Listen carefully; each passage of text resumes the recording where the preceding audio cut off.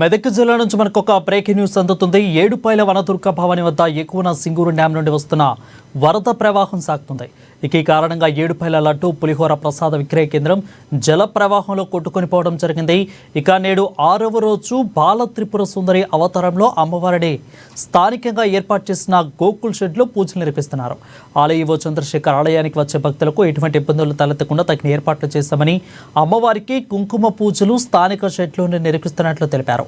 నేడు ప్రవాహం అధికంగా ఉండడంతో పాపన్నపేట మండలం ఎల్లాపూర్ బ్రిడ్జి పై నుంచి నీటి ప్రవాహం రావడంతో పోలీసులు ముందు జాగ్రత్తతో రాకపోకలు నిలిపివేశారు.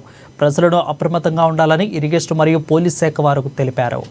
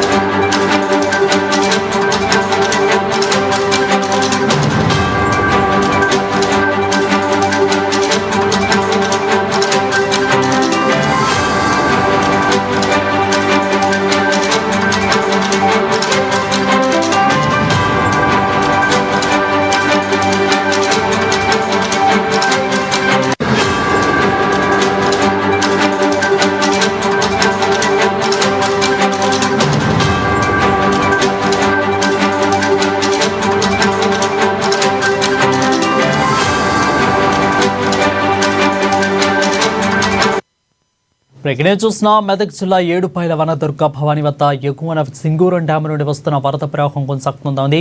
అధిక కారణంగా ఏడుపాయల లడ్డు పులిహోర ప్రసాద విక్రయ కేంద్రం జల ప్రవాహంలో కొట్టుకొని పోవడం జరిగింది.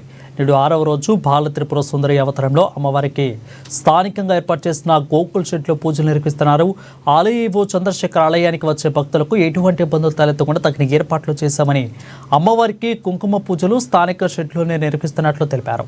నేడు ప్రవాహం అధికంగా ఉండడంతో పాపన్నపేట మండలం ఎల్లాపూర్ బ్రిడ్జి పై నుంచి నీటి ప్రవాహం రావడంతో పోలీసులు ముందు జాగ్రత్తతో రాకపోకలు నిలిపివేశారు. ప్రజలను అప్రమత్తంగా ఉండాలని ఇరిగేషన్ మరియు పోలీస్ శాఖ వారు తెలిపారు.